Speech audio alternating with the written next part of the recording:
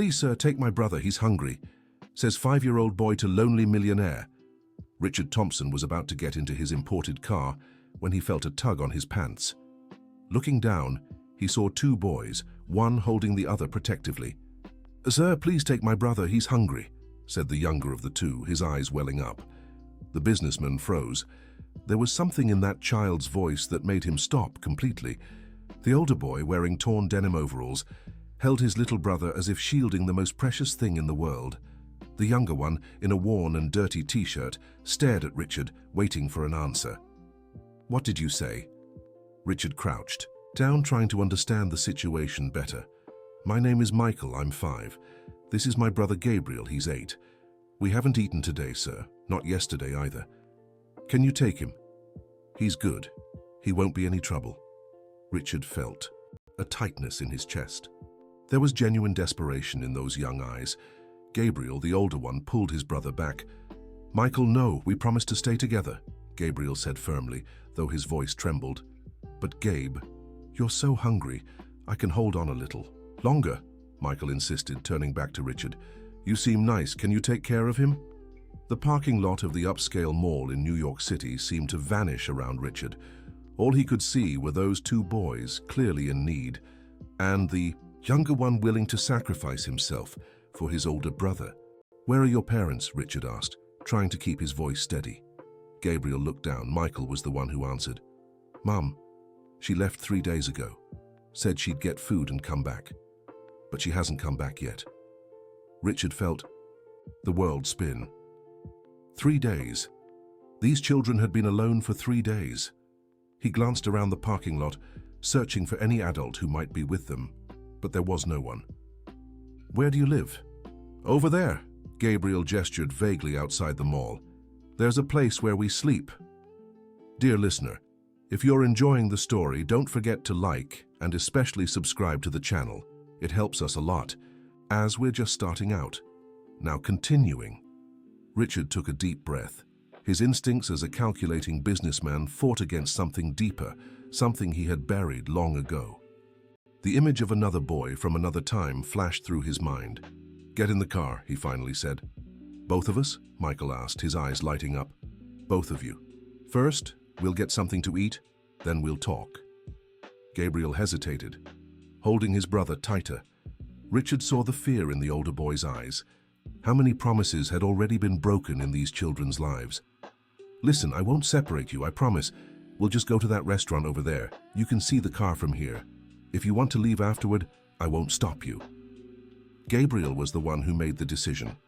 He looked at his little brother, saw the hope in his eyes, and nodded.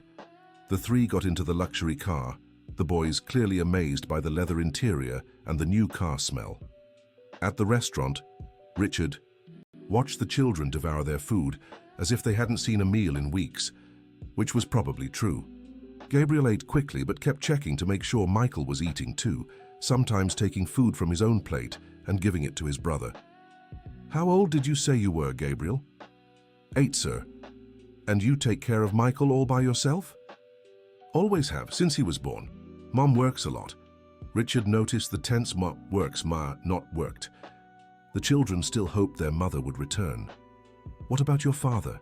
Gabriel stayed silent. Michael, his mouth full, answered, We don't have a dad. Mom said he left before I was born. Richard's cell phone rang.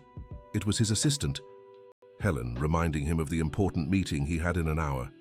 He looked at the boys and made a decision that would change many lives. Helen canceled the meeting. Something more important came up. On the other end of the line, Helen nearly dropped the phone. Richard Thompson had never, in 15 years at the company, cancelled a meeting, especially not one with the Japanese investors they'd been trying to schedule for months. Mr. Thompson, are you sure? The executives from Yamaguchi came all the way from Japan just to cancel it, Helen, and do me a favor. Call Dr. Beverly Carter, that family law attorney. Tell her I need to speak with her urgently. He hung up and turned his attention back to the boys. Michael had stopped eating and was looking at him curiously. Do you live alone? The question caught Richard off guard. I do, why? Because you look sad. Mom gets that same look when she thinks we're not watching. Gabriel nudged his brother. Michael, Don't talk to the man like that. But Richard wasn't offended. In fact, he was impressed by the child's perception. Yes, he lived alone, in a 5,000 square foot penthouse with a view of all of New York City, but alone. Money had bought him many things except the one that truly mattered. "Do you boys want ice cream?" he asked, changing the subject. Michael's eyes lit up, but it was Gabriel who answered. "We can't stay too long. Mom might come back and not find us." Richard felt another pang in his chest. How do you explain to two children that a mother who disappears for 3 days, leaving them without food, probably isn't coming back? "How about this? You show me where you're staying, and I'll leave a note for your mom, telling her where you are. That way, when she comes back, she'll know where to find you." The boys exchanged glances. Gabriel was the one making decisions, Richard realized. The 8-year-old carried a responsibility that shouldn't have been his. "Okay," Gabriel finally agreed. After ice cream, the boys led Richard to a vacant lot a few blocks from the mall. At the back, among rubble and tall weeds, stood a makeshift shelter made of old wood and tarp. That was where they'd been living. Richard had to compose himself to hide his shock. How could two children be living in those conditions in the middle of New York City? "We built this house," Michael said proudly. "Gabe's good at building stuff." Inside the makeshift shack, Richard saw some old blankets, scattered clothes, and drawings on wrapping paper. Lots of drawings. All of them showed 3 figures, 2 small ones and a taller one. A family. "Michael likes to draw," Gabriel explained, noticing Richard looking at the papers. "I keep them all." Richard picked up one of the drawings. Beneath the figures, in a child's shaky handwriting, it read, "Me, Gabe, and Mom, happy forever." "Do you boys have any documents? Birth certificates?" Gabriel went to a corner and pulled out an old folder from a plastic bag. Inside, surprisingly, organized, were the boys' documents and a few photos. Richard picked up one of the photos. It showed a young woman, pretty but with a face marked by exhaustion, hugging the 2 boys. They were all smiling.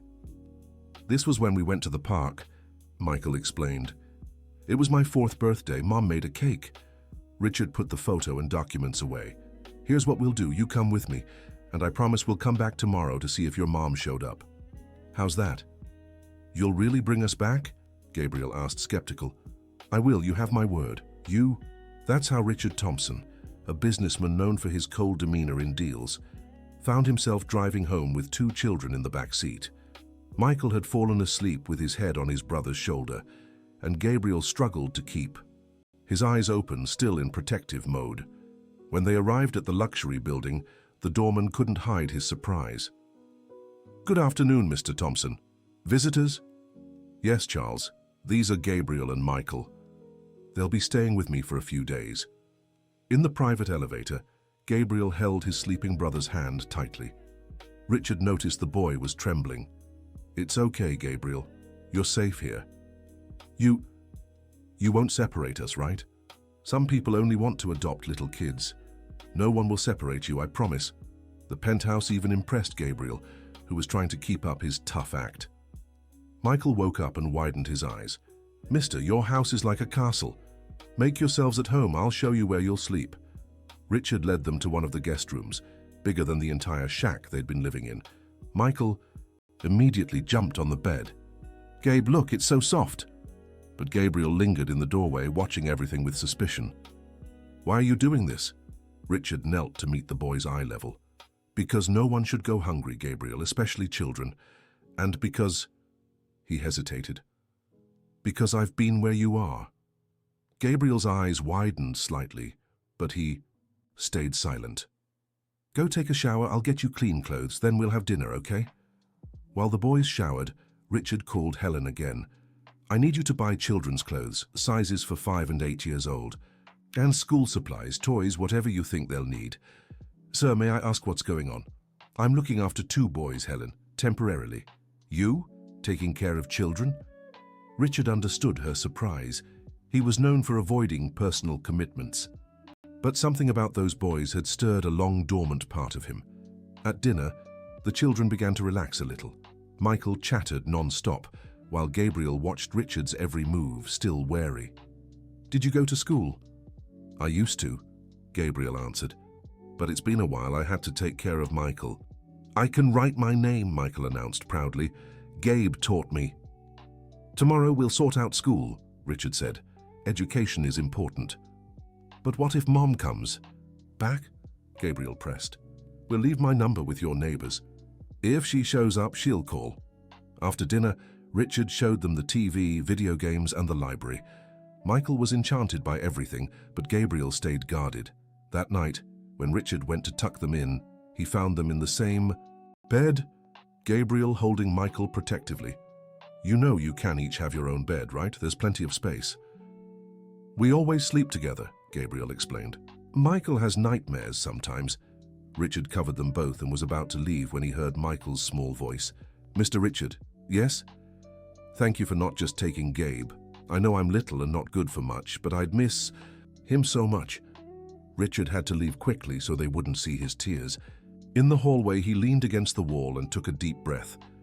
That 5-year-old boy was willing to give up his brother, his only family, because he thought Gabriel would have a better chance. He went to his office and picked up the phone, dialing a number he hadn't used in years. Hello? Mom, it's Richard. Richard, my son, what a surprise. It's been so long. Mom, I need to tell you something. And I need your help. Meanwhile, in the bedroom, Gabriel held his sleeping brother and whispered, Don't worry, Michael. I'll never leave you. Never. The next day, Richard woke up to noises in the kitchen. He found Gabriel trying to reach the cabinets looking for something to make for his brother to eat. Good morning, Gabriel. What are you doing? The boy nearly dropped the package of cookies he'd found. Sorry, mister. It's just that Michael always wakes up hungry and It's okay, but how about we make a real breakfast? Together, they prepared eggs, bread, and fruit. Michael appeared, rubbing his eyes and dragging a blanket behind him. Fancy breakfast, he exclaimed when he saw the table. During the meal, Richard observed the dynamic between the brothers. Gabriel always served Michael first, made sure he was eating properly, and wiped his mouth when it got messy. It was both touching and sad to see an 8-year-old acting like a father. Today, we're going to do a few things, Richard announced. First, we'll go back to the lot to leave a note for your mom. Then we'll sort out this school situation. Can we really go to school? Gabriel asked, and for the first time, Richard saw genuine hope in his eyes. Of course, every child should go to school. At the lot, Richard left a note with his phone number and address, though he knew the chances of their mother showing up were slim. Gabriel insisted on leaving a drawing Michael had made too. So she knows we're okay, he explained. From there, they went to a private school near Richard's apartment. The principal, Mrs. Marshall, was a kind woman who was moved by the boys' story. We can arrange temporary enrollment, she explained, but eventually we'll need full documentation, school records. I'll take care of it, Richard assured her. While Gabriel took a placement test, Michael stayed with Richard, drawing in the waiting room. Mr. Richard, are you going to be our dad now? The question caught Richard completely off guard. Why do you ask that, Michael? Because dads are the ones who take care of you, right? And you're taking care of us. Richard didn't know how to answer. Technically, he was just a stranger who had found 2 vulnerable children, but something inside him already refused to think about letting them go. The doorbell saved him from responding. It was Helen, arriving with the things he'd asked her to buy, bags and bags of clothes, toys, and school supplies. Michael was ecstatic. He'd never seen so many new things at once, but it was Gabriel who stood out to Richard. The boy picked up a new pencil case and his eyes filled with tears. What's wrong, Gabriel? It's just, I always wanted a pencil case like this, so I could do my homework properly. Thank you, Mr. Richard. That afternoon, while the boys explored their new belongings, Richard got a call from Dr. Beverly Carter. Richard, I looked into the situation. Without their mother present, the children are technically abandoned. The proper thing would be to contact Child Protective Services. And what would happen to them? They'd likely be sent to a shelter while they search for their mother or relatives. Together. I can't guarantee that. It depends on available space. No, that's not happening. What do I need to do to keep them? Richard, are you talking about temporary custody or... I'm talking about not letting these kids be separated or sent to a shelter. Whatever it takes, I'll do it. Well, You can file for temporary guardianship. But Richard, this is a serious commitment, are you sure? Richard looked into the living room, where Michael was showing Gabriel how one of the new toys worked, both of them laughing together. I'm sure. Do whatever's necessary, Beverly. That night at dinner, Gabriel was quieter than usual. Everything okay, Gabriel? Mr. Richard, we can't stay here forever. You have your own life, your work. Gabriel, look at me. Richard waited until the boy raised his eyes. As long as you need me, I'll be here, and you'll stay here, both of you, together. But what if Mom? If your mother comes back, we'll talk to her. But until then, you're safe, okay? Gabriel nodded, and for the first time since they'd met, Richard saw the boy relax a little. Later, when he went to say goodnight to the boys, he found Michael awake. Can't sleep? Mr. Richard, can I tell you a secret? Of course. I prayed so hard for someone to help us. I think you're an angel God sent. Richard sat on the edge of the bed. I'm not an angel, Michael, just someone who found you at the right time. Gabe said we shouldn't trust strangers, but you're different. You have kind eyes. Kind eyes? Yeah. Mom used to say you can know people by their eyes. Yours are sad, but they're kind. Richard fell silent, struck once more by the child's insight. Sleep now, school tomorrow. School, Michael grinned. I'll get to learn how to read stories. When Richard left the room, Gabriel was awake, watching. Thank you, the boy said simply. For what? For not separating us. And for everything. Richard nodded and closed the door. In the hallway, he leaned against the wall again. In just 2 days, those boys had turned his life upside down. And the strangest part? He didn't mind. The next day, the children started school. Richard rearranged his schedule to take and pick them up. Helen nearly had a heart attack when he said he'd be late to the office. Sir, the meeting with the suppliers. Reschedule it for the afternoon, Helen. I have a commitment in the morning. That commitment was seeing the smile on Gabriel's face as he entered school with new supplies, a clean uniform, and the certainty he'd return to a safe place at the end of the day. That morning, while the boys were in school, Richard returned to the vacant lot. He wanted to make sure if their mother showed up, she'd get the message. He spoke to a few locals. Lisa, one woman answered when he described the woman in the photo. Poor thing, she was desperate, owed money to a lot of people. One day she vanished, left the boys, thought she'd gone to get help. How long ago? Almost a week. The boys were alone for days, then disappeared too. I was worried. Richard left his card with her and a few other neighbors. If Lisa showed up, he'd know. At school pickup, Michael came bouncing out, waving a drawing. Look, Mr. Richard, it's our new home. The sketch showed a tall building with 3 figures in the window, 2 small, 1 big.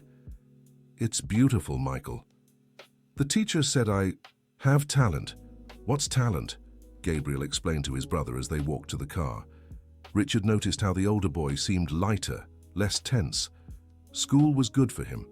Days passed, and a routine settled in.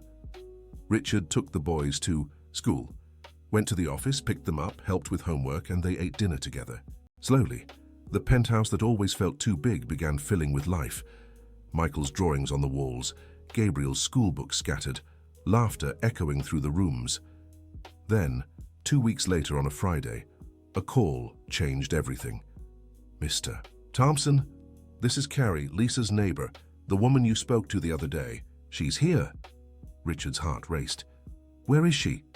Here in the shack. She's in bad shape, sir. Think she's sick. Don't let her leave. I'm on my way. He called Helen, asking her to pick up the boys from school, and went straight to the lot. He found Lisa sitting on the floor of the makeshift shack, clutching her children's drawings. She was visibly thinner, with deep dark circles under her eyes, and trembling. Lisa, she looked up, frightened. My children, where are my children?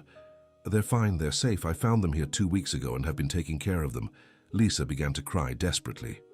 I didn't want to abandon them. I swear I didn't, but I owed money, a lot of money. They threatened to hurt the kids if I didn't pay. I tried to get it. I tried everything. Take it easy. Breathe. The kids are fine. They're in school, fed, safe. School? My Gabe is in school? Richard nodded, watching the woman. She was clearly weakened, sick, desperate.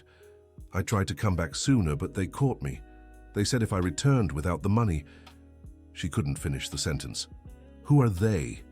Dangerous people, sir. I got involved with the wrong crowd. I thought I could get out, but please, you seem kind. Take care of my boys.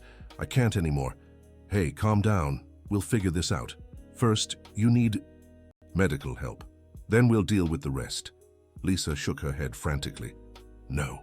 If they find out where I am, please, it's better for my kids to think I'm dead than to live in fear. Dear listener, if you're enjoying the story, don't forget to like and especially subscribe to the channel. It really helps us who are just starting out. Now, continuing. Richard took a deep breath. The situation was more complicated than he'd imagined. This wasn't just a mother who had abandoned her children. It was a desperate woman trying to protect them. How much do you owe? Lisa laughed bitterly. More than I could pay in 10 lifetimes, $50,000. To you, that might be nothing, but for me, Richard made a quick decision. I'll help you, but with conditions. I can't accept. Listen, your children need you, but they also need safety, stability. Here's what we'll do. I'll pay your debt, you get treatment, recover, and then we'll talk about the kids' future together. Lisa stared at him as if he were a ghost. Why would you do this? Because Michael tried to give me his brother, so Gabriel wouldn't go hungry. Because Gabriel takes care of his brother like a father would. Because these kids deserve a chance. And because I know what it's like to grow up without a mother. Lisa broke down in tears again. Richard called Beverly, explained the situation and asked for legal advice. Then he called his private security chief.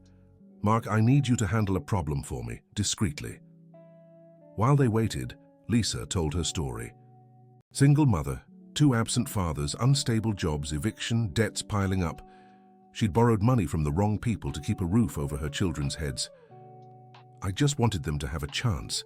Gabe is so smart, and Michael is pure light.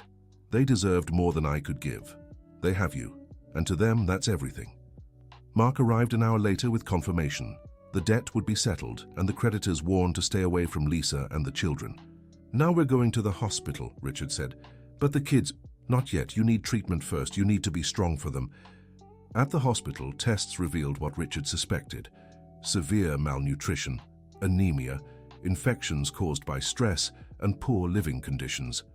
Lisa would need to stay hospitalized for at least a week. They'll think I abandoned them again, she cried. No, I'll explain that you're getting better for them.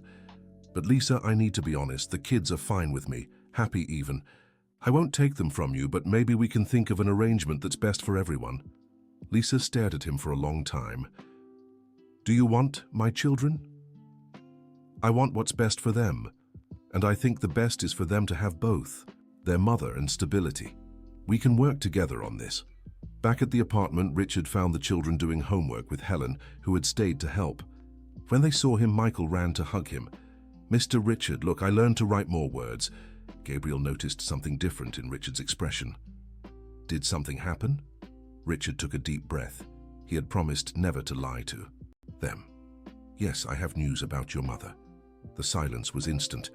Gabriel turned pale. Michael grabbed his brother's hand. Is she dead? Gabriel asked in a shaky voice. No, she's alive, but she's sick. That's why it took her so long to come back. She's in the hospital getting treatment. Is she going to die? Michael asked, his eyes filled with tears. No, little one. She's going to get better. But it'll take some time. Can we see her? Not yet. The doctors said she needs to get stronger first, but she wanted me to tell you she loves you. Gabriel, always suspicious, asked, why didn't she come back before? Richard chose his words carefully. She owed money to bad people. She was afraid they'd hurt you. So she stayed away to protect you. Mom always protected us, Michael said softly. I know. And now we're going to protect her too, okay? The following days were tough. The children swung between joy at knowing their mother was alive and anxiety over not being able to see her yet. Richard kept in daily contact with the hospital, tracking Lisa's recovery. On the 4th day, she asked to speak to him. How are they? Eager to see you, but they're okay. Gabriel is doing really well in school. Michael learned to write his full name. Lisa smiled through tears. You've done more for them in 3 weeks than I managed in years. Don't say that. You kept them alive, together, with love. That's everything. Mr. Richard, what's going to happen when I leave here? I have nowhere to go, no job. Let's take it one step at a time. First, you recover, then we'll figure out the rest. Richard had spent nights thinking about exactly that. What would happen when Lisa recovered? He couldn't just send the children back to the same situation as before, but he also had no right to separate them from their mother. A week later, Lisa was discharged. Richard arranged everything. She would stay in a small but decent apartment in the same building as his, close enough for the children to move safely and stably between both homes. I can't accept all this, Lisa protested when she saw the furnished apartment. It's not charity, it's an investment. In Gabriel and Michael's future, and yours too. You'll need a job, we'll arrange that. The children will stay in school. We'll make this work. The reunion was emotional. Michael threw himself into his mother's arms, crying. Gabriel stood frozen in the doorway for a moment, as if he couldn't believe it was real, before running to hug her too.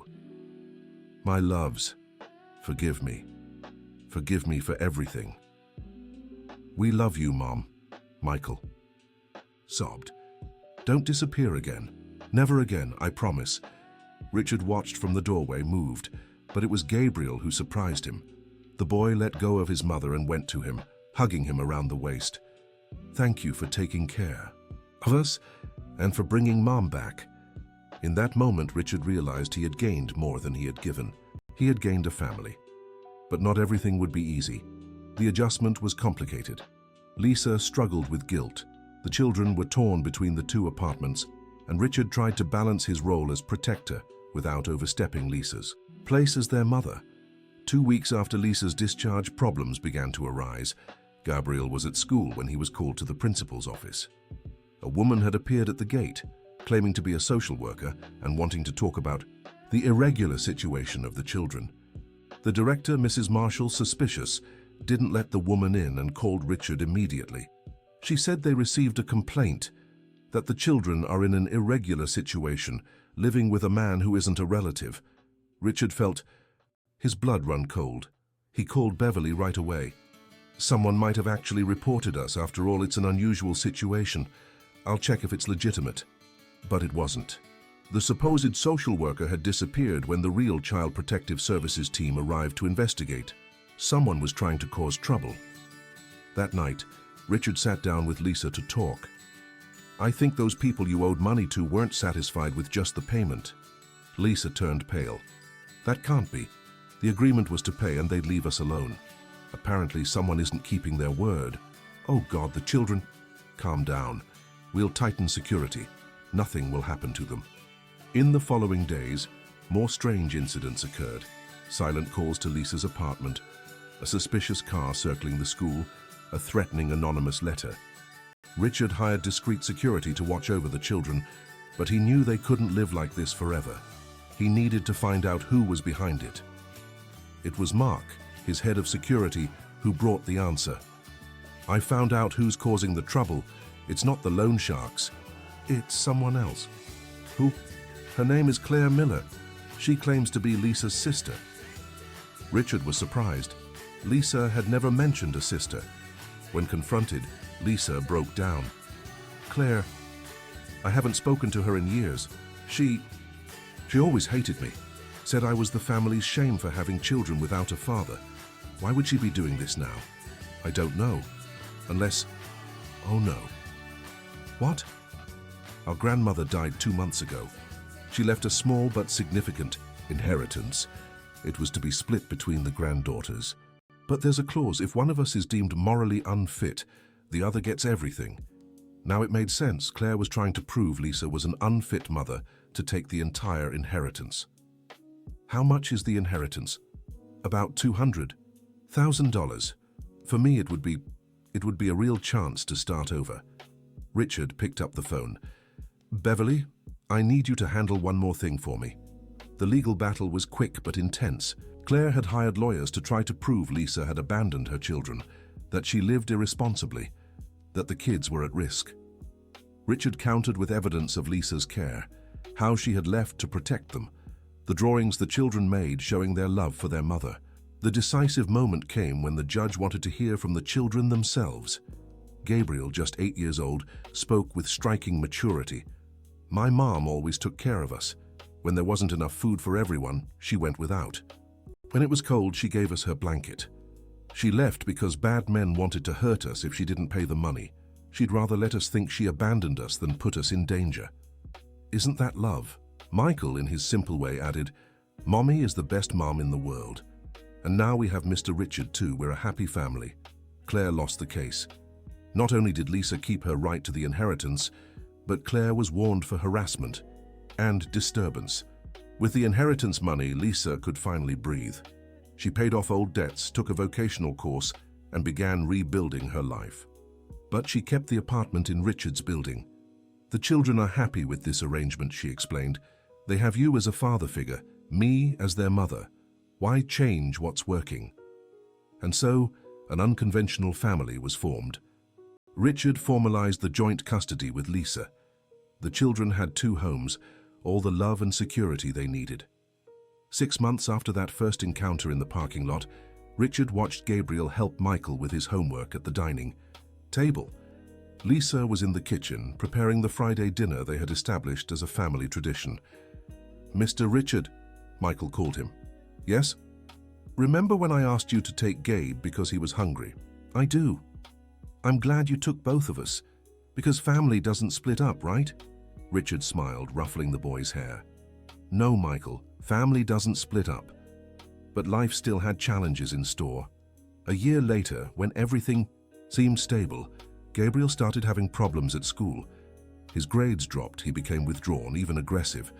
Richard and Lisa tried talking to him, but the boy shut down. "It's his age," the teachers said. "Pre-teen phase." But Richard knew Gabriel. Something else was going on. It was Michael who unintentionally revealed the issue. "Gabe gets sad when the boys at school say he doesn't have a real dad." Richard felt a pang in his heart. All this time, he had been a father figure but had never emotionally formalized that bond. That night, he called Gabriel to talk. Just the 2 of them. "Do you want to tell me what's going on?" "It's nothing." "Gabriel, we promised not to lie to each other, remember?" The boy sighed, his eyes brimming with unshed tears. "The kids at school keep asking why I live in 2 places, why my last name is Smith and yours is Thompson. They say you're not my real dad, that one day you'll get tired of us and send us away." "And do you believe that?" I don't. No, everyone we've ever loved has left. My dad, Michael's dad, even Mom left once." Richard pulled the boy into a hug. "Gabriel, look at me. I chose you, understand? It wasn't blood that brought us together, it was choice. And I choose you every single day. That won't change." "But what if you get married? Have real kids?" "You are my real kids. The first ones. The ones who taught me how to be a father." Gabriel cried as he hadn't in years. Years of fear, insecurity, and premature responsibility poured out in tears. "Can I call you Dad?" Richard's eyes were wet too. "I'd be honored." From that day on, something changed. Gabriel started smiling again. His grades improved. And naturally, he began calling Richard Dad. Michael, ever observant, followed his brother's lead. Lisa fully supported it. "You're the father they needed, the one we all needed." Life went on. Gabriel entered his teens, excelling in school, dreaming of becoming an engineer. Michael discovered a genuine talent for art, his drawings evolving into complex paintings. But when Gabriel was 15 and Michael 12, a new challenge arose. Richard met Caroline at a business event, a successful lawyer, beautiful, intelligent. They started dating. The kids, now teenagers, reacted differently. Michael was curious, eager to meet Caroline. Gabriel withdrew, his old fears resurfacing. "She's nice," Richard tried to explain. "I think you'll like her." "Whatever," Gabriel replied, feigning indifference. The first dinner with Caroline was tense. Gabriel barely spoke, answering in monosyllables. Michael overcompensated. Talking too much. Lisa, invited to avoid any sense of exclusion, tried to mediate. Caroline, sensing the tension, was careful. She didn't force closeness, respecting the boy's space. After dinner, Gabriel exploded. "There, you found a replacement. Now you can have the perfect family." "Gabriel," Lisa scolded. "It's true, he found someone on his level. Now he won't need the ghetto anymore." Richard was shocked. He'd never heard Gabriel talk like this. "Where is this coming from?" "I'm not stupid. I know you only took care of us out of pity. Now that you have someone real—" "Stop right now," Richard said firmly.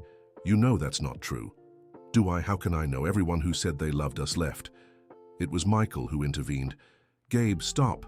Dad has never given us any reason to doubt him." "Dad?" Gabriel laughed bitterly. "He's not our father. Just some rich guy who took pity on 2 kids from the slums." Richard felt as if he'd been punched. Lisa stood up, furious. "Gabriel Henry Smith, apologize right now." "Apologize for what? Telling the truth?" Gabriel stormed out, slamming the door. Michael had tears in his eyes. "Dad, I'm sorry. He didn't mean it." "I know, son, he's scared." That night, Richard reconsidered everything. Was it selfish of him to want love in his life? But he couldn't let Gabriel's fears control his future. It was Caroline who brought wisdom to the situation. "Richard, those boys are your family. If I want to be part of your life, I need to understand and respect that. Gabriel is afraid of losing you. It's natural. Let's take it slow." And they did. Caroline didn't try to be a mother, but a friend. She won Michael over with special art supplies. With Gabriel, it was harder, but she persisted patiently. The turning point came when Gabriel fell ill, an appendicitis requiring emergency surgery. Richard stayed at the hospital day and night. So did Caroline, supporting not just Richard but Lisa and Michael too. When Gabriel woke up, he saw them all there, Richard, Lisa, Michael and Caroline. "You all stayed here?" "Where else would we be?" Richard replied. Gabriel looked at Caroline. "You too? You matter to your father, so you matter to me." Something shifted in Gabriel's expression. Slowly, he let his guard down. Months later, during a family dinner, Gabriel surprised everyone. "Caroline, I'm sorry for being so difficult at first. No need to apologize. You were protecting your family." "I admire that. It's just Dad means everything to us. I was afraid of losing him." Richard squeezed his son's hand. "You'll never lose me. Never." Life went on with its ups and downs. Richard and Caroline married 3 years later. A simple ceremony with family. Gabriel was the best man. Michael carried the rings. Lisa found her own path, earning a degree in social work and helping families like the one she'd once been part of. She found love again, with a good man who embraced her past and her children. When Gabriel turned 18, Richard had a surprise: adoption papers. "I want to be a Thompson officially if you'll have me." Richard couldn't speak. He just hugged his son. Michael, then 15, said, "Me too, when I turn 18. And so the family that began with a desperate plea from a 5-year-old boy grew stronger. Gabriel graduated as a civil engineer, with Richard and Lisa weeping proudly at the ceremony. Michael became a celebrated artist, his work often depicting his family's journey of resilience. Years later, when Richard had grandchildren, both biological with Caroline and adopted by Gabriel and his wife, Michael held a special exhibition. The centerpiece showed that moment in the parking lot: 2 small boys and a man in a suit, the instant their lives changed forever. The title, "The Day We Gained a Father." At the opening, Michael gave a speech. "When I was 5, I tried to give my brother to a stranger because I thought he'd have a better chance alone. Now I know real love doesn't divide, it multiplies. Thank you, Dad, for taking us both." Richard, now gray-haired, hugged both his sons. Lisa, Caroline, grandchildren, the whole family stood together. Dear listener, if you're enjoying the story, please take a moment to like and especially subscribe to the channel. It helps us a lot as we're just starting out. Now continuing. But life had one final test for that family. Richard, at 72, was diagnosed with a degenerative disease. The doctors were pessimistic about his prognosis. It was Gabriel and Michael's turn to care for him. They took shifts at the hospital, making sure he was never alone. Lisa, now a white-haired woman but still full of energy, coordinated his care. You don't have to do this, Richard said during a moment of clarity. You have your own lives, your families. Dad, Gabriel held his hand, you chose us when you didn't have to. Do you really think we'd leave you now? Michael added, family doesn't walk away, remember? You taught me that. For months, they cared for Richard with the same dedication he had shown them. Caroline, strong as ever, kept everyone united. One sunny afternoon, Richard asked to watch the sunset from the porch of their home. The whole family gathered. Children, grandchildren, great-grandchildren. A big, loud, close-knit family. You know, he said weakly, when I found you. Two in that parking lot, I thought I was saving you. But it was you who saved me.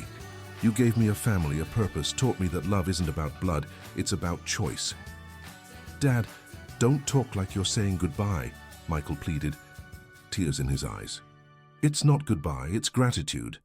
For every moment, every hug, every dad I heard from you, every decision, every challenge was worth it. Gabriel, now a 45-year-old successful family man, cried like the 8-year-old boy he once was. Thank you for not giving up on us. For seeing more than just two dirty, hungry boys. I saw two warriors, and I was right. Richard partially recovered, defying the doctor's predictions. Stubborn as ever, Caroline teased. He lived 5 more years, each day celebrated as a gift. He saw more grandchildren born. Gabriel build housing for families in need. Michael create an art institute for at-risk children. When he finally passed, it was peacefully, surrounded by love. At the funeral, hundreds attended. Not just family, but employees he'd helped. Families supported by the social projects he quietly funded. Children given opportunities through his generosity. Gabriel gave the eulogy. Richard Thompson was many things. A successful businessman, a philanthropist, a loving husband. But to me and my brother, he was simply Dad. The man who stopped his busy life because a 5-year-old boy asked him to take his starving brother. The man who taught. Sarah's family is built with love, not blood. Who showed us there's always hope even in the darkest moments. Michael added, he used to say we saved him, but the truth is he gave us life. Not just food and shelter, but dignity, education, unconditional love. Because of him, I stand here today, not as the hungry boy I was, but as the man he helped me become. Lisa, supported by her husband, spoke too. Richard gave me the chance to be the mother my children deserved. He didn't judge or condemn me. He reached out and said, let's raise these children together. And what a journey it was. Caroline, widowed but unbroken, concluded, my husband used to say, the day he found Gabriel and Michael was the day his life truly began. That all his past success was empty compared to the wealth of having a family. He's gone, but the legacy of love he built lives on in every life he touched. After the funeral, the family gathered in the old penthouse, now filled with memories.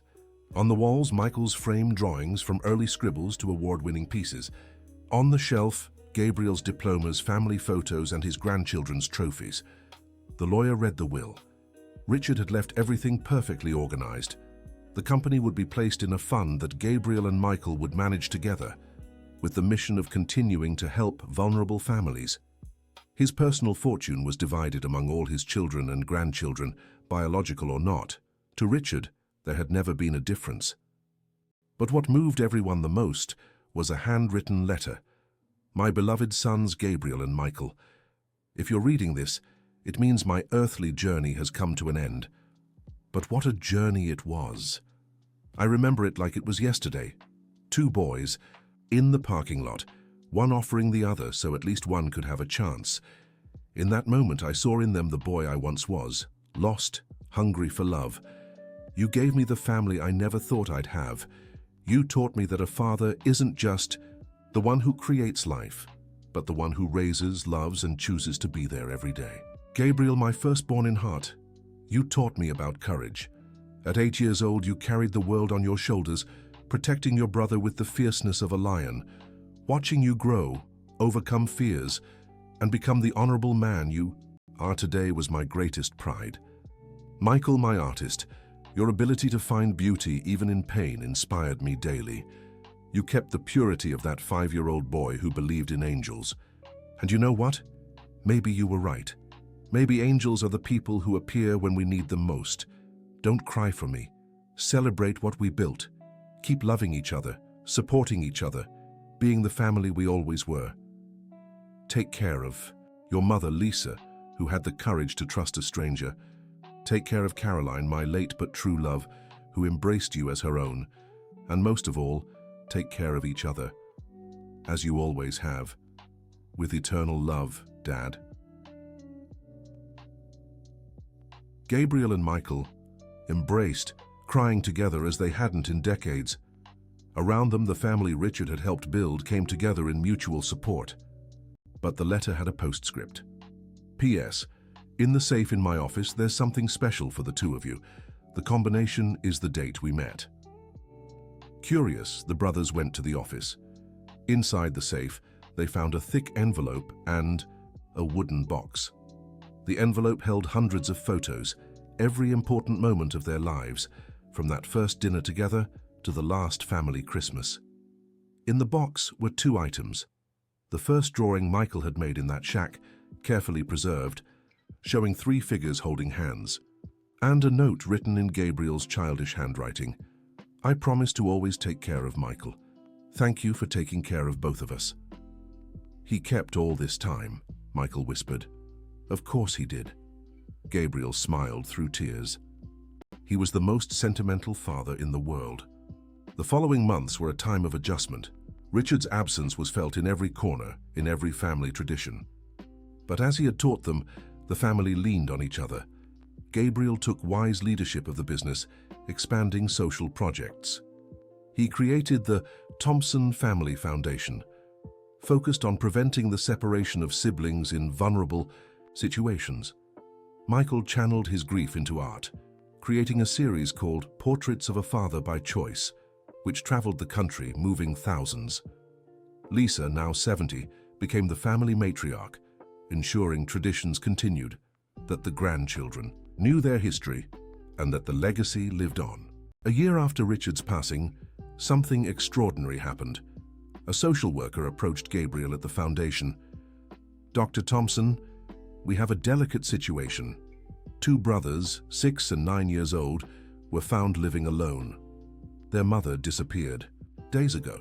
They refused to be separated and, well, the younger one keeps saying he wants to give on his older brother to someone who will take care of him. Gabriel felt a chill, the story repeating itself. Where are they? At the temporary shelter. But sir, it's complicated. They're wary. They don't trust anyone. I'm going there. Gabriel called Michael on the way. You won't believe what's happening. At the shelter, Gabriel and Michael found two boys huddled in a corner. The younger one, Luke, was protectively holding the older boy, Daniel's hand. The resemblance to their own story was unsettling. Hi, Gabriel crouched in front of them. My name is Gabriel. This is my brother Michael.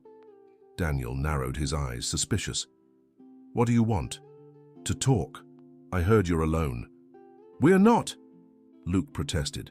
Mommy's coming back. Michael stepped forward gently. Of course she is. But until then, how about you eat something? I bet you're hungry. The mention of food made Luke's stomach growl loudly.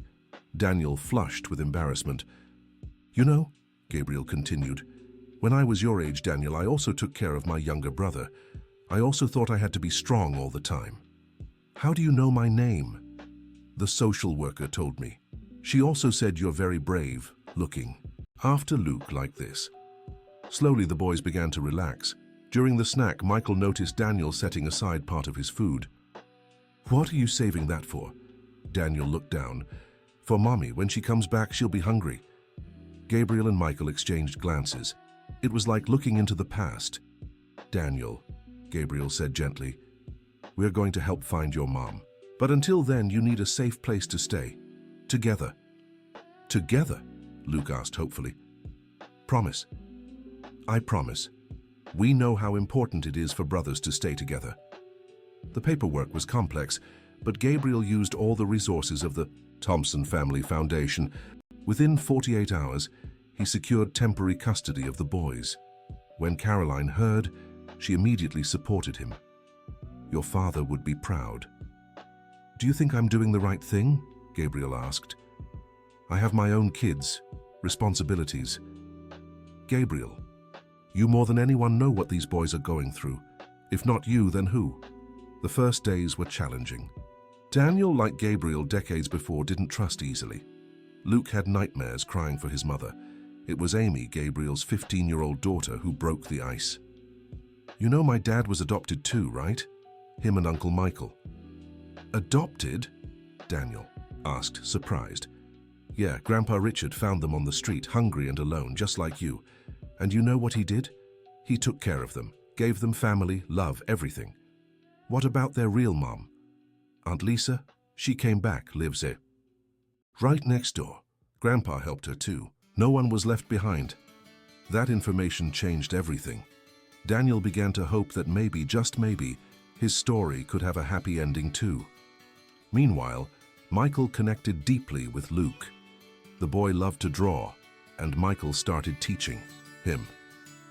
You know, Luke, drawing helped me a lot when I was little and scared. You were scared too? Very scared. But you know what I learned? It's okay to be scared. What matters is not letting fear stop us from accepting help. At the same time, Gabriel mobilized resources to find the boy's mother. The investigation revealed a sadly familiar story. Miranda, a single mother, had fallen into debt trying to provide for her children.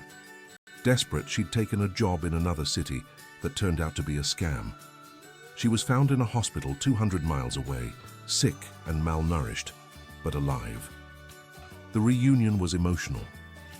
Miranda cried as she hugged her sons, begging for forgiveness. I tried to come back, I swear I tried, but they took my ID, my phone. Gabriel and Michael exchanged glances. The story was painfully familiar. Miranda, Gabriel said gently, we're going to help you, but you need to accept help. Your boys need you whole and healthy. Miranda's recovery process mirrored Lisa's from decades before. Medical treatment, psychological support, decent housing, job opportunities. The foundation covered everything. Daniel and Luke continued living with Gabriel during their mother's recovery, but with frequent visits. Gabriel's family welcomed them wholeheartedly. Peter, Gabriel's 12-year-old son, became Daniel's best friend. Amy took Luke in as a little brother. It's strange, Caroline remarked one evening. It's like history repeating itself, but now you're on the other side. Dad always said love multiplies, Gabriel reflected. I think that's it. The love he gave us we can now pass on.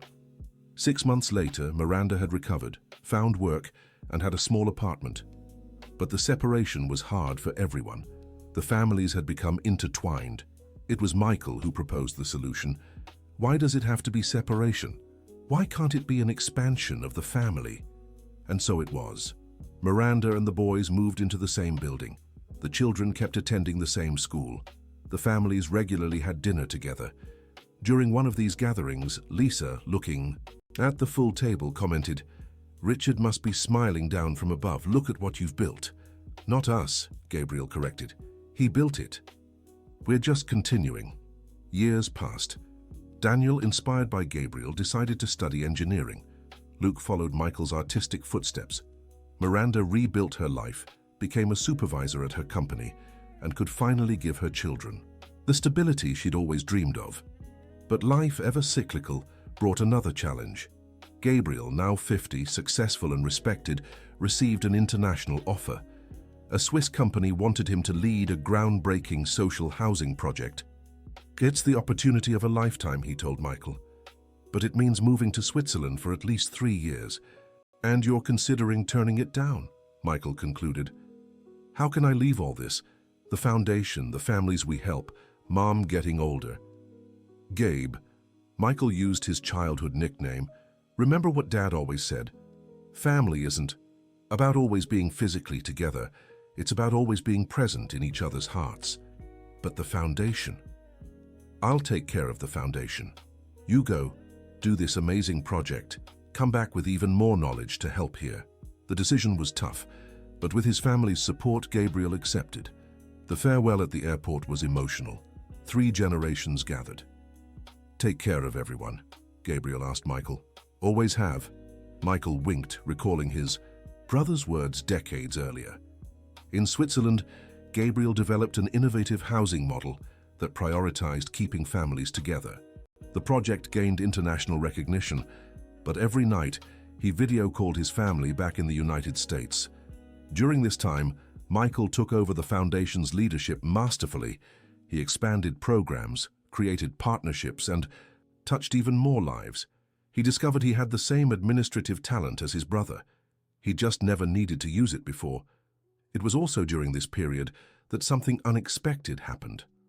Michael, at 47 and a lifelong bachelor, met Sophie, a psychologist volunteering at the foundation. Love came late but intensely. "I can't believe I'm going to be your best man," Gabriel laughed during a video call. "You, of all people, who swore you'd never marry." "Dad said life always surprises." Michael smiled. He was right. As usual, the wedding took place in the United States and Gabriel returned for the ceremony. It was a family celebration in the broadest sense. The original Thompsons, the extended members, the families helped by the foundation. A web of love Richard had begun weaving decades earlier. In his best man speech, Gabriel moved everyone. "My brother waited 47 years to find love. But the wait was worth it, because he found Sophie, who understands and embraces not just him, but our whole crazy, wonderful extended family." Dad used to say love isn't in a hurry, it comes at the right time. Once again he was right. With Gabriel still in Switzerland, Michael and Sophie took on an even more central role in the family. When Miranda went through a health crisis, they were the ones who coordinated her care. When Amy, Michael's niece, decided to study art, he was the one who mentored her. "You've become the patriarch of the family," Sophie remarked one evening. "No," Michael corrected. "I'm just doing what I learned. Family takes care of family." 3 years passed. Gabriel returned from Switzerland with the project completed and international recognition, but more importantly, he came back with renewed energy to apply what he'd learned in the United States. "We're going to revolutionize social housing here," he announced at a meeting of the Thompson Family Foundation. "We'll create communities, not just houses, places where families can thrive together." The pilot project was built in the same area where he and Michael had once lived, in that makeshift shack. Where there had once been neglect, there now stood decent homes, shared spaces, areas for children. Real community. At the inauguration, hundreds of people attended. Families who would receive the homes, officials, the press.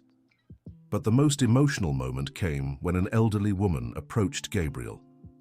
"You don't remember me, do you? I'm Mrs. Cooper. 40 years ago I saw 2 little boys living alone in a shack nearby. I tried to help, but they disappeared. I always wondered what happened to them." Gabriel had to hold back tears. "That was us, Mrs. Cooper. My brother and me." The woman brought her hands to her face. "Oh my God, you were so tiny. And now look, at you, building homes for other families. Life truly is a miracle." In that moment, Gabriel fully understood the cycle, from abandoned boys to men ensuring other children wouldn't suffer the same fate. But life still held surprises. One ordinary morning, Michael received a call that left him pale. "What's wrong?" Sophie asked, worried. "It was the hospital. Mom had a stroke." The rush to the hospital was frantic. Gabriel arrived minutes later. They found Lisa conscious but weakened, her left side paralyzed. "My boys," she whispered with difficulty. "Don't talk, Mom. Save your strength," Gabriel urged. But Lisa insisted. "I need to say proud. So proud of you." The following months were a struggle. Lisa, a fighter as always, faced physical therapy, speech therapy, and the frustration of depending on others. Gabriel and Michael took turns caring for her, just as she had done for them. "It's my turn to take care of you," Michael said during a particularly tough therapy session. "No, don't want to be a burden," Lisa struggled to say. "You've never been a burden, never will be," Gabriel affirmed. "You're our mother, the brave woman who trusted a stranger to help raise us. Now it's our turn." Her recovery was slow but steady. Caroline and Sophie joined in her care. Amy and Peter, her grandchildren, created a schedule so their grandmother would never be alone. The family that had once been fragmented was now a fortress of mutual support. It was during this time that another delicate situation arose. Daniel, now 22 and graduating with an engineering degree, sought out Gabriel. "Uncle, I need some advice." "Of course, Daniel. What's going on?" "I met my biological father. He reached out to me on Facebook." Gabriel felt the weight of that revelation. "And how do you feel about it?" "Confused. Part of me wants to know him, to understand why he left. Another part feels like it would be a betrayal to you all, to everything you've done for me and Luke." Gabriel took a deep breath, remembering his own questions about fatherhood decades earlier. "Daniel, listen carefully. Meeting your biological father isn't a betrayal. Family isn't exclusive. You can make room in your heart for him and for us. What matters is that you do what you feel you need to do. But what if he disappoints me? Then you'll have learned something." And he returns home where his true family will always be waiting. With everyone's support, Daniel found his father. It was a difficult reunion, full of insufficient explanations and late regrets, but important for his growth process. "He's not a bad person," Daniel shared afterward. "He just wasn't ready. He was 17 when I was born." "And now?" Michael asked. "Now I know who my real father is. It's you. He may be the man who fathered me, but you are the men who raised me, who shaped me." That's priceless. Miranda, present during the conversation, had tears in her eyes. "You saved my boys, and you saved me too." "No," Gabriel corrected. "Richard taught us. No one saves anyone alone. We save each other together." Lisa, now recovered enough to join family gatherings, smiled from her place of honor. "Richard would be so proud. The family he dreamed of, you made it real." As the years passed, the third generation began taking on responsibilities. Amy, now a trained artist, created an art therapy program at the foundation. Peter pursued business, administration, preparing to take over the family's ventures.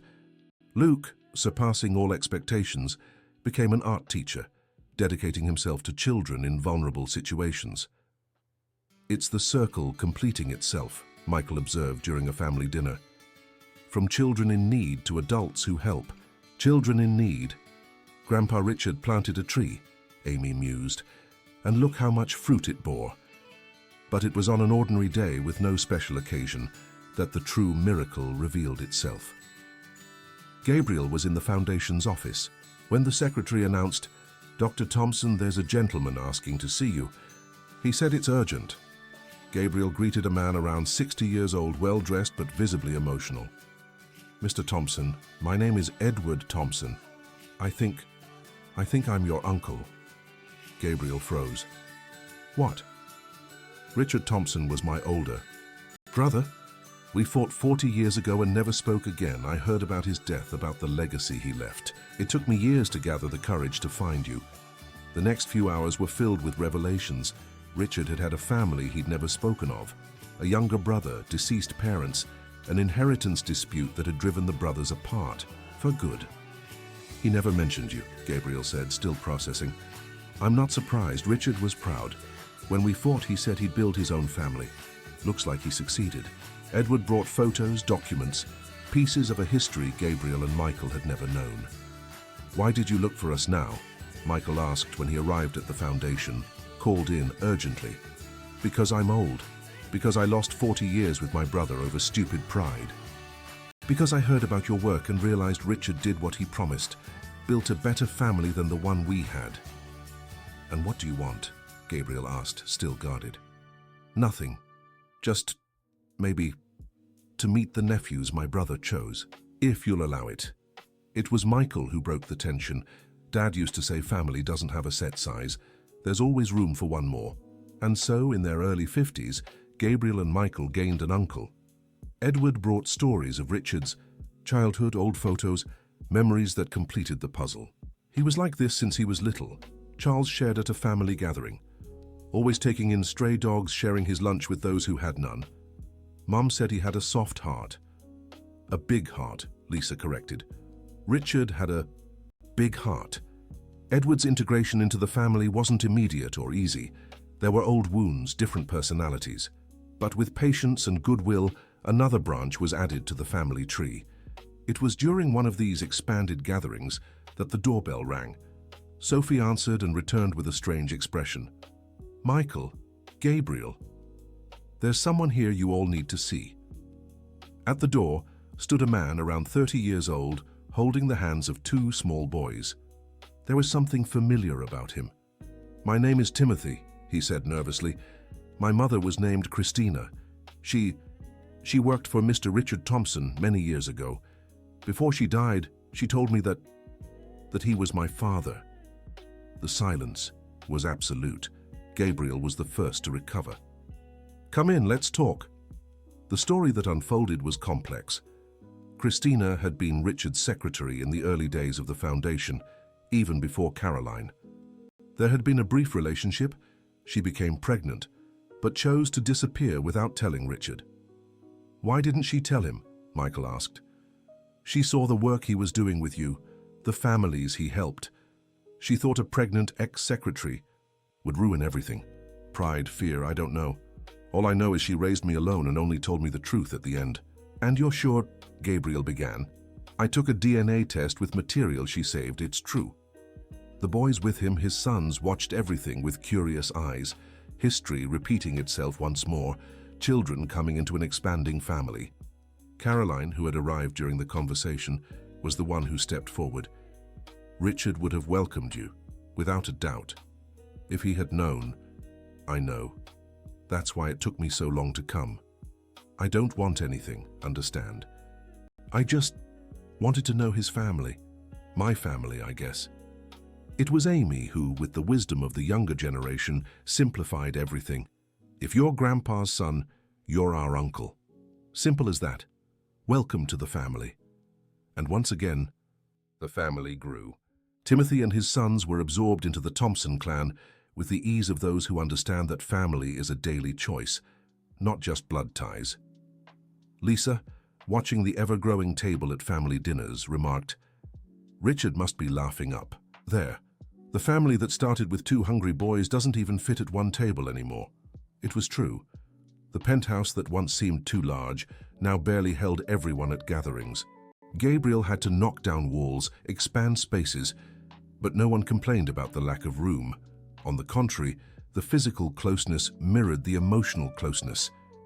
It was in this context that Michael made an announcement that surprised everyone. Sophie is pregnant. At 52, Michael would be a father for the first time. The joy was overwhelming, though tinged with concern for the parent's age. We'll have all the medical care we need, Sophie reassured, and with this family, this baby will have more love than they can imagine. The pregnancy went smoothly. When Lily was born, it was as if the whole family had gained a daughter. Gabriel was moved the first time he held his niece. She's perfect, Michael. Dad would have been so happy, Michael said with tears in his eyes. He is, Lisa affirmed from her seat. In each of us, he is. Lily grew up surrounded by love, cousins much older who doted on her, a doting grandmother in Lisa, uncles and aunts of all ages. She was the living proof that it's never too late to start over, to expand the family. As the years passed, the Thompson Family Foundation became an international model for maintaining family bonds. Delegations from various countries came to study their approach. Gabriel and Michael were often invited to speak. At one such lecture in the United Kingdom, Gabriel was approached by a young woman. Dr. Thompson, my name is Lucy. I was one of the first children helped by the foundation. I was 8, my brother was 5. We were going to be separated when you stepped in. Gabriel vaguely remembered the case, one of the foundation's earliest. How are you both now? Graduated, working. My brother's a doctor, I'm a social worker. We both came to thank you for not letting us be separated. You earned that, we only helped. No, Lucy insisted. You gave us the chance to earn it, there's a difference. It was in these moments that Gabriel deeply understood Richard's legacy. It wasn't the buildings, the money, or even the foundation. It was every life touched, every family kept together, every child who grew up with love. Back in the United States, a surprise awaited him. The federal government wanted to implement the foundation's model nationwide. They wanted Gabriel as the project's consultant. It's a huge responsibility, he confided in Michael, but think of the impact, how many families we could help. Dad would tell you to accept, Michael said, to multiply the love. And so at 56, Gabriel found himself reshaping public policies, bringing to the entire country what he had learned, that a united family is the foundation of everything. The project was a success. In 5 years, the rate of siblings separated in the foster care system dropped dramatically. Families were supported to stay together, not punished for their struggles. During the project's recognition ceremony, Gabriel was honored by the president. In his speech, he moved the nation. 50 years ago, I was an 8-year-old boy taking care of my 5-year-old brother in a shack. Today, I stand here because a man stopped his life to help us. Richard Thompson taught me that true wealth is reaching out to those in need. This award isn't mine. It belongs to every family fighting to stay together, to every child who, like me and my brother, just needs a chance. The video went viral. Millions were moved by the story of the brothers who turned their pain into a life's mission. But it was at home, during the next family gathering, that the most touching moment happened. Lily, now 5, the same age Michael had been when it all began, made an announcement. "I want to help kids like Grandpa Richard helped Uncle Gabe and Uncle Michael." "You already do, sweetheart," Sophie said, "by being kind to everyone. But I want to help more. I want to give my bunny to a child who doesn't have one." In that simple gesture of a 5-year-old, the circle was complete. The love planted, decades earlier, continued to bloom in new generations. Lisa, now 78, frail but lucid, called Gabriel and Michael to her side. "My boys, I need to tell you something. I'm old, I don't know how much time I have left, but I want you to know you've fulfilled all my dreams. You've given your children, all these kids, what I so badly wanted to give you. Safety, education, steady love. You gave us love, Mum. The rest we built together," Gabriel said. "And look," Michael added, "in the end, we got everything. You, us, our families, all together." That night, after everyone had left, Gabriel and Michael stayed on the penthouse balcony gazing at the city. "You know what's most amazing?" Michael reflected. "If I could go back in time, I wouldn't change a thing. Not even the hunger, the fear, the abandonment. Why? Because it's what brought us here, to this family, this life, this purpose." Dad was right. Everything has its time and reason. "Lord, please take my brother. He's hungry," Gabriel quoted the words. "That changed everything. And he took us both," Michael smiled, "and built all this." As the city slept, the two brothers remained there, united as they'd always been, grateful for the unlikely journey that took them from an abandoned shack to a life of purpose and love. At the foundation, a discreet plaque summed it all up. "Family isn't about blood. It's about who's there when you need them most," in memory of Richard Thompson, who chose to be a father. And so the story that began with despair became one of hope. 2 hungry boys became men who fed others. A desperate plea became the foundation of a legacy that would touch thousands of lives. Because in the end, Richard was right. Love doesn't divide. It multiplies. And it keeps multiplying, generation after generation, living proof that the truest family is the one we choose to build. The end of the story. And what did you think, dear listeners, of Gabriel and Michael's journey? Sometimes life sends us angels when we need them most, doesn't it? If this story touched your heart, share in the comments where you're watching from. Leave your like, subscribe to the channel, and hit the bell so you don't miss our next heartwarming tales. Until next time.